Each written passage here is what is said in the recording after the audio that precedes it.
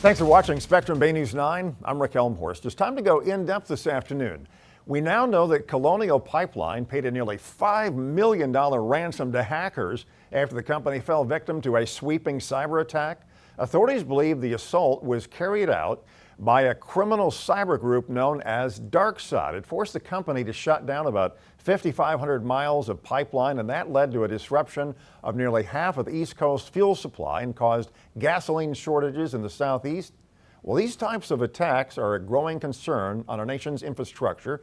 And joining me now to discuss this is local cybersecurity expert Vikas Bhatta, the CEO and co-founder of JustProtect. Thank you so much for joining us today. Hi there, Rick. How are you? I'm doing great. All right. So we've had these recent breaches where we can think about solar, winds, now the Colonial Pipeline. They've really highlighted the need for better cybersecurity practices. If you're talking to companies out there, what's the number one thing that they should be doing to upgrade their cybersecurity so they don't get hacked or have some kind of a ransomware situation going? Sure, Rick.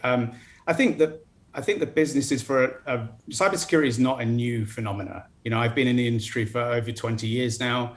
It's not new. It's been mainly focused on large companies.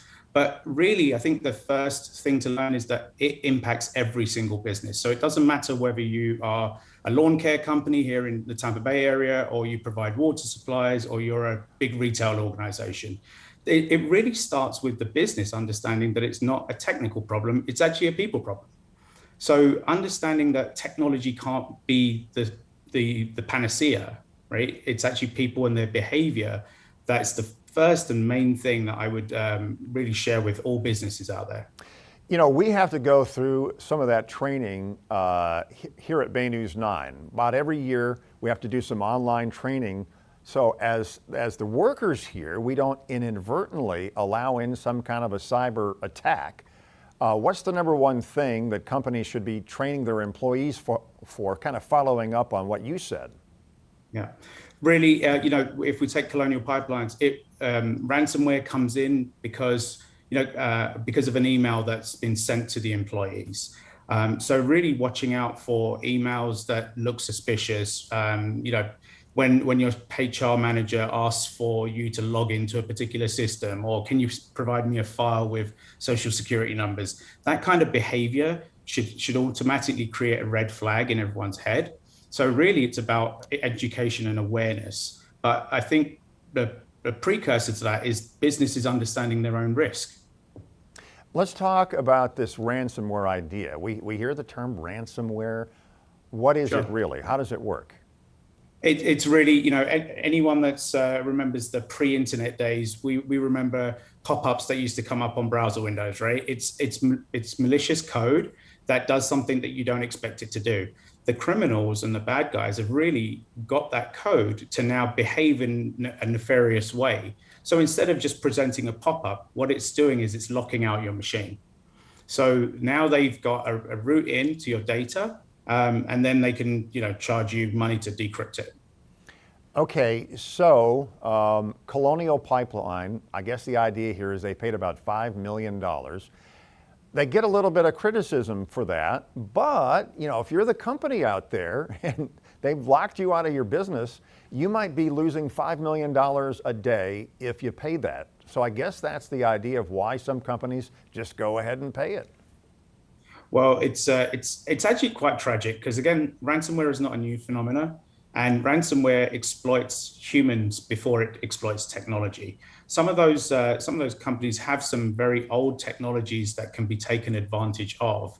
But really, if you think about how much they've paid, if they put in the preventative measures, it might have been 10% of that. So not only do they have to now pay the ransomware, but they've got a bunch of negative publicity, and it's a reputational damage, which is sometimes not quantifiable.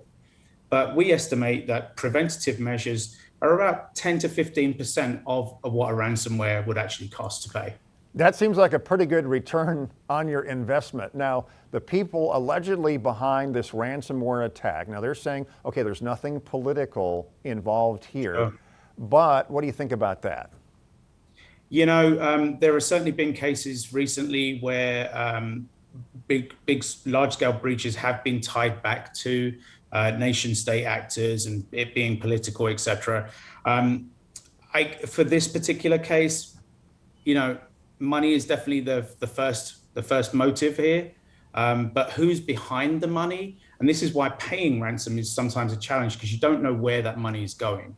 Is it going to, the underlords of the mafia, if you will, or is it going back to a nation state that is trying to damage us, the United States, in a political sense? Because I think one of the things that is so maddening and frustrating about this is a lot of times we're here in the United States, people are getting attacked with this ransomware, and the perpetrators are in another country that maybe is not so friendly to the United States. They don't really care about bringing those people to justice. So they get this attack, sometimes they get the money, and then nothing ever really gets done. You'd actually be surprised, Rick. There's an organization called IC3 that's actually a spin-off of the FBI.